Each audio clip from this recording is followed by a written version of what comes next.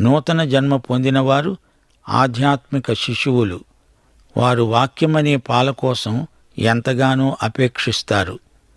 వాక్యం కల్తీ లేని పాలు, ఆధ్యాత్మిక క్షీరం.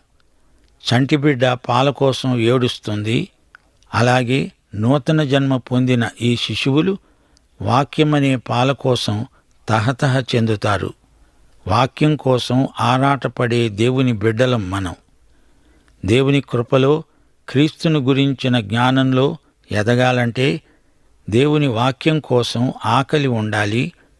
వయస్సులో ఎదగని వారు ఆత్మయందు క్షీణిస్తారు. ఆధ్యాత్మిక క్షయరోగం వస్తుంది. దేవుని వాక్యాహారం తినాలి. శిశువులు వాక్య క్షీరం తాగాలి, బలపడాలి, ఎదగాలి. కల్తీ లేని పాలు తాగాలి. వాక్యమంతా మనకు కావాలి.